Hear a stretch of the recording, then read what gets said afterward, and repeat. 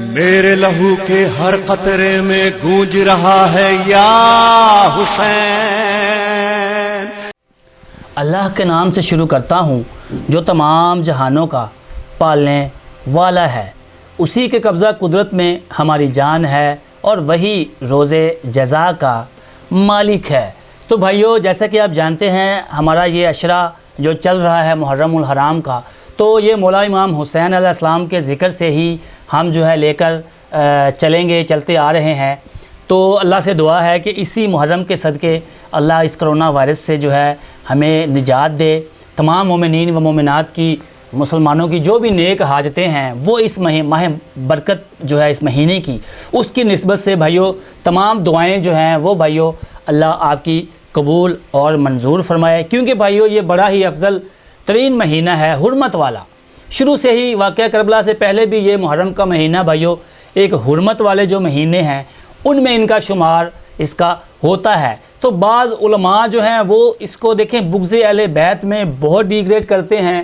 بہت زیادہ بغض اہل بیت میں، بغض پنج تن پاک میں وہ اتنا گر گئے ہیں کہ وہ بھائیو اس کی حرمت کو بھی بھول چکے ہیں، انہوں نے اس کی حرمت کو بھی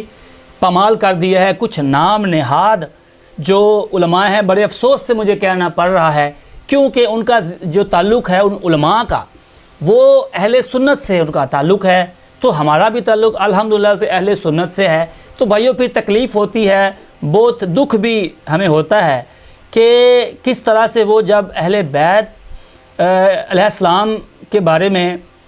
نازیبا الفاظ کہتے ہیں، ان کو بہت نیچا ڈیگریڈ کرتے ہیں، صرف اس ٹسل میں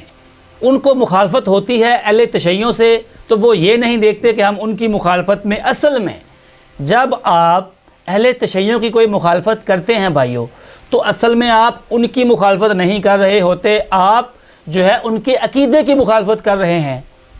یہ آپ کبھی غور کیا کریں،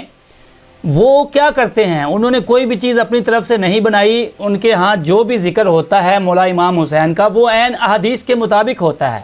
بالکل جو حضور صلی اللہ علیہ وآلہ وسلم نے فرمایا اور جو اللہ تعالیٰ نے قرآن مجید میں فرمایا بالکل اسی کی تشریح کی جاتی ہے۔ ان کا طریقہ الگ ہے، ان کا نظام ایک الگ ہے، لیکن اس وجہ سے یہ جو غلط رویہ ایک ان کے بارے میں پھیلایا جاتا ہے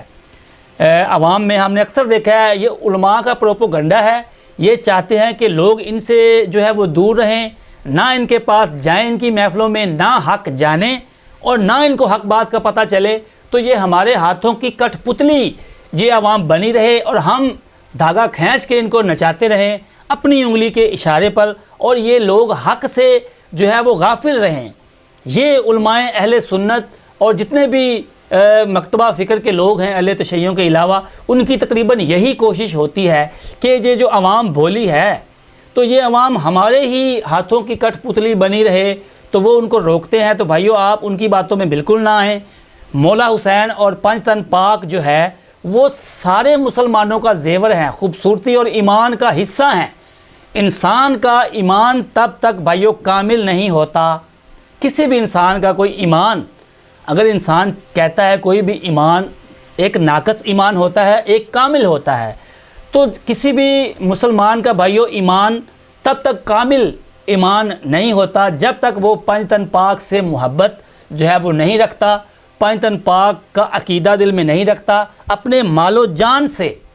بڑھ کر پنج تن پاک کی جو ہے وہ عظمت نہیں مانتا، ان کی اپنی مال و جان سے بڑھ کر عزیز نہیں رکھتا پنج تن پاک کو، تو بھائیو تب تک جو ہے کسی بھی انسان کا دین مکمل نہیں ہوتا۔ اس کے اوپر میں کافی احادیث بیان کر چکا ہوں حضور صلی اللہ علیہ وآلہ وسلم کی، کہ آپ نے غدیر خم کے موقع پر جب خطبہ دیا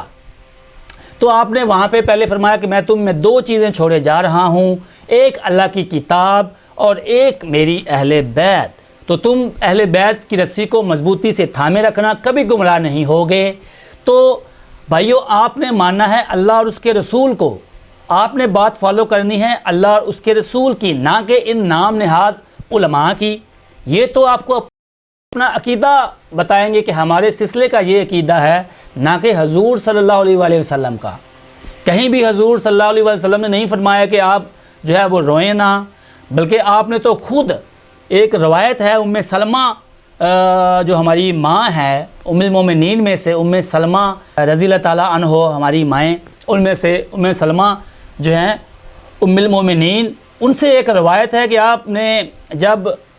ایک فرشتہ جو ہے وہ حضور صلی اللہ علیہ وسلم کی بارگاہ میں حاضر ہوا، یہ آج میں آپ کو رونے کے اوپر دلیل دوں گا۔ جو لوگ یہ اہل سنت اور علماء جو ہے یہ فضول کی باتیں لے کے چڑھے ہوئے ہیں کہ نہیں جی بدعت ہے، ذکر کرنا امام حسین کا تو بدعت ہے، یہ فلاں ہے، یہ نہ سنیں نہ کریں، کس طرح سے وہ جو ہے وہ ورگلانے میں جو ہے وہ لگے ہیں علماء۔ تو یہ دیکھیں واضح حدیث ہے، ام سلمہ بیان کرتی ہیں کہ ایک دفعہ ایک ایسا فرشتہ جو ہے آپ کی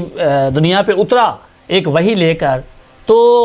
حضور صلی اللہ علیہ وسلم ان کو دیکھ کر پریشان اور حیران ہوئے کہ یہ فرشتہ میں نے کبھی جو ہے وہ زمین پر نہیں دیکھا۔ تو آپ نے ام سلمہ کو فرمایا کہ دروازے کے باہر آپ رک جاؤ، کسی کو بھی اندر آنے کی جو ہے اجازت نہ دینا، کوئی بھی ہو تو ضروری کوئی بات ہوگی تو آپ اندر چلے گئے۔ فرشتے نے آپ سے فرمایا کہ یا رسول اللہ آج بہت ہی خاص پیغام میں لے کر آیا ہوں۔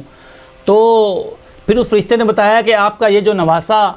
ہے آپ کو بہت پیارا ہے، لاڈلا ہے، تو اس کو فلاں فلاں ہجری میں فلاں دن فلاں ٹائم کربلا محلہ میں جو ہے وہ بڑی بے دردی سے بھوکے پیاسے جو ہے وہ ذبح کر دیا جائے گا۔